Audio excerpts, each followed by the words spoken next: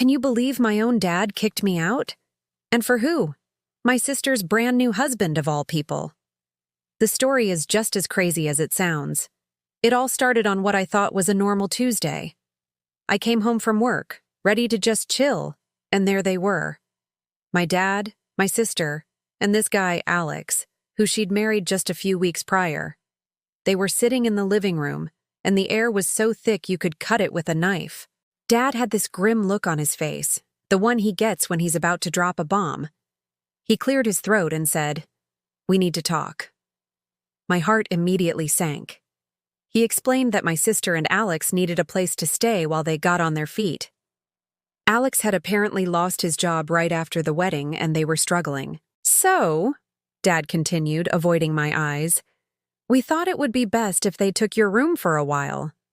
I just stared at him, completely stunned. "Took my room? Dad, where am I supposed to go?" I asked, my voice trembling a little. "Well," he said, finally looking at me but with no sympathy whatsoever. "You're single, you have a steady job, you can figure it out. It's time you stood on your own 2 feet anyway." My sister just sat there, looking at her hands, not saying a single word in my defense. Alex had the nerve to give me this smug little smile, like he'd just won the lottery. Stood on my own 2 feet? I was already paying him rent every month.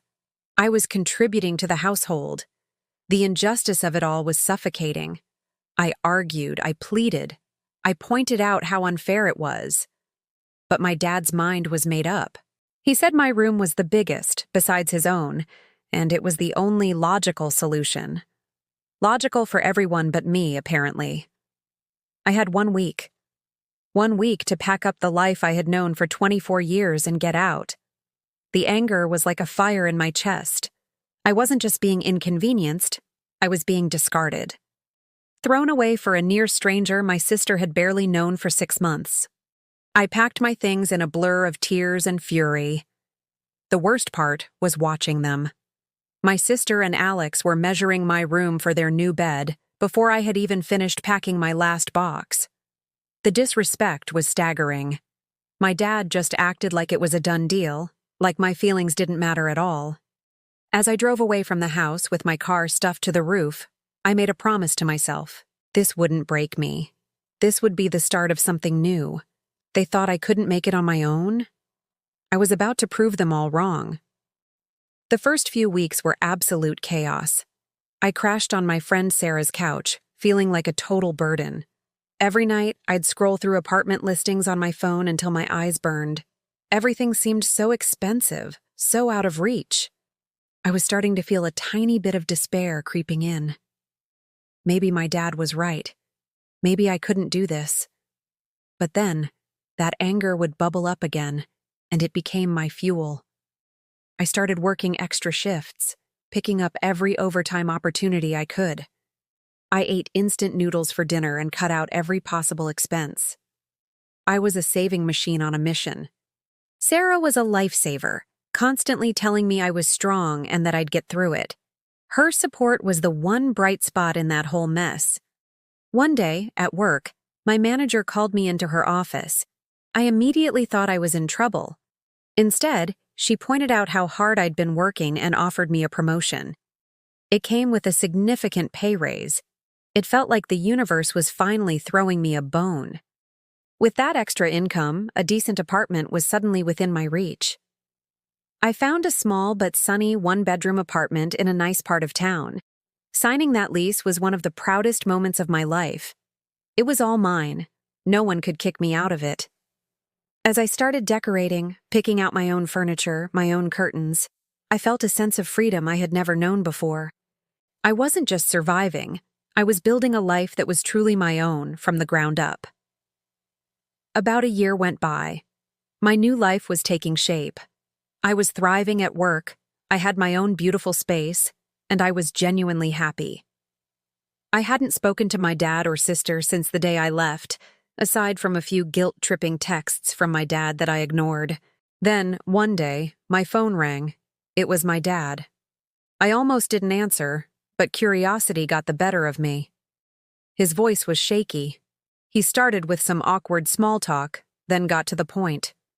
Things weren't going well at home. It turned out Alex wasn't just unlucky with his job. He was lazy. He hadn't even looked for work in the entire year he'd been living in my old room rent-free. He just played video games all day while my sister worked 2 jobs to support them both. The house was a mess. They were fighting constantly, and my dad was at his wits' end. "I made a mistake," he said, his voice cracking. "It's chaos here. Your sister is miserable.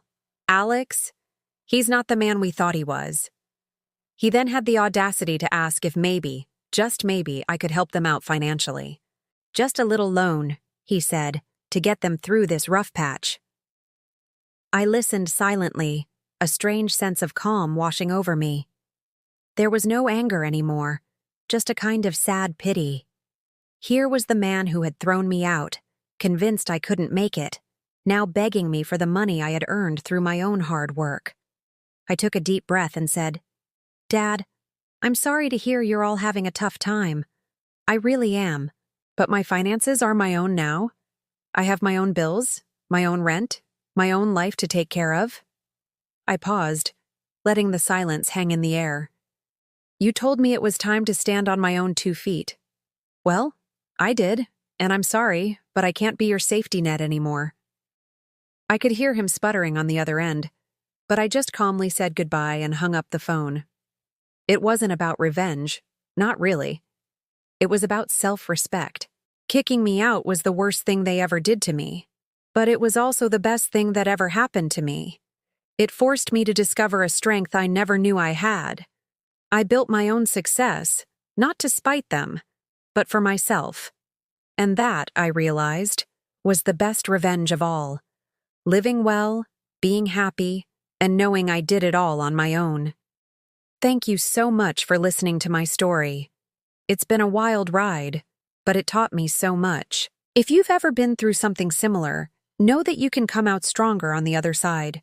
Have you ever wondered what a mother's love is truly capable of? I thought I knew, but then my mom did something that completely redefined the meaning of sacrifice for me. She sold our family home, the place where I grew up, where every corner holds a memory, where we celebrated holidays and weathered storms, and she did it all for one reason: to save my sister.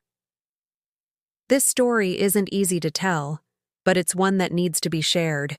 It's about love, desperation, and the incredible lengths a family will go to for one another. It all started a few years ago. My sister, let's call her Sarah, has always been the adventurous one, the dreamer. After college, she decided to start her own business. We were all so proud of her.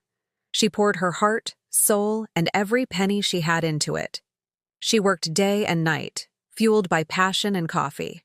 For a while, it seemed like she was on the path to success. The business was growing, she was getting great feedback, and she was genuinely happy. But as anyone who's ever run a business knows, the line between success and failure can be incredibly thin. The market shifted, a key client pulled out unexpectedly, and suddenly, the dream started to crumble. Sarah tried everything to keep it afloat. She took out loans, maxed out credit cards, and borrowed from friends, always believing she could turn things around. She was so deep in it, she didn't want to worry us. She kept a brave face, telling us things were challenging but manageable. We had no idea the hole was getting deeper and deeper. The phone call I'll never forget came late one Tuesday night. It was my mom. Her voice was trembling. She told me Sarah had finally broken down and confessed everything. The challengeable situation was actually a mountain of debt. The number was staggering, $214,000. It felt unreal, like a number from a movie, not something that could happen to my family, to my bright, hardworking sister. The weight of that number was crushing her. She was facing bankruptcy, losing everything she had worked for, and the stress was taking a serious toll on her health. She was barely eating, not sleeping. We were terrified we were going to lose her. We spent the next few days in a daze, trying to figure out a solution. We looked at every possible angle. Could we all chip in? Take out loans ourselves?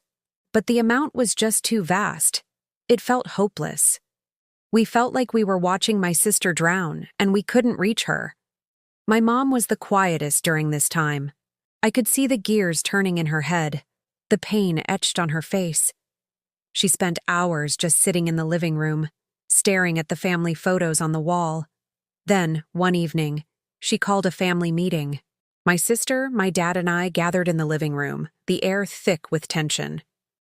Mom took a deep breath and said the words that changed everything. "I'm going to sell the house." We were all stunned into silence. Sell the house? Our home? The place where she and Dad had built their lives for over 30 years? It seemed unthinkable. It was more than just bricks and mortar. It was our family's anchor. My dad was the first to speak, protesting immediately.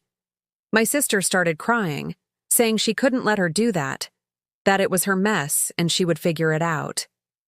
I just sat there, trying to process it. But my mom was resolute. She looked at my sister, her eyes full of a love so fierce it almost hurt to see.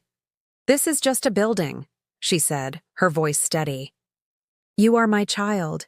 Your well-being, your future, is more important than any house. We can't let this destroy you. A home is where the family is, and we'll find a new place to be a family." In that moment, I saw the true power of a mother's love. It wasn't about the financial value of the house. It was about seeing her child suffer and being willing to give up her own comfort, her own history, her own sanctuary, to bring her back from the brink. It was the ultimate act of selflessness. The decision was made. The process was a blur of real estate agents, open houses, and packing boxes. Saying goodbye to that house was one of the hardest things we've ever done. Each box we packed felt like we were putting away a piece of our history. I walked through the empty rooms on the final day, the echoes of our laughter and arguments bouncing off the bare walls. It was heartbreaking, but amidst the sadness, there was also a profound sense of relief. The sale of the house generated enough money to clear every single penny of my sister's debt. The day she made that final payment, it was like we could all breathe again for the first time in months. The weight that had been crushing her was gone. The light started to come back into her eyes. The change was immediate and incredible. My parents downsized to a small apartment. It's different, of course, but my mom was right. A home isn't the building, it's the people inside it. We gather there now for Sunday dinners, and it's just as full of love and laughter as the old house ever was. My sister has started over.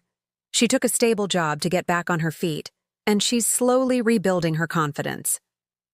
She's also become a huge advocate for financial literacy and mental health, sharing her story to help others avoid the same pitfalls. She's channeling her painful experience into something positive. This experience taught our family so much. It taught us that material things are temporary, but family is forever. It showed us that it's okay to be vulnerable and ask for help, and that true strength lies in supporting each other through the darkest of times. My mom's sacrifice was immense, but she never once called it that. To her, it was just what a mother does. She saved my sister's life, not just financially, but emotionally and mentally. She gave her a second chance. So, what is a mother's love capable of? It's capable of moving mountains, or in our case, selling a house. It's a love that knows no bounds and asks for nothing in return. It's the ultimate safety net in the circus of life. I wanted to share this story not for sympathy, but to honor my mom's incredible act of love and to remind everyone what truly matters. Life can be tough, and we all make mistakes. But with the love and support of family, there's no challenge we can't overcome. Thank you so much for listening to my family's story. It means a lot to be able to share it. If you've had a similar experience, or if this resonated with you, please share your thoughts in the comments below. And if you'd like to hear more stories about life, love, and everything in between, please consider liking this video and subscribing to the channel. Until next time, take care of each other.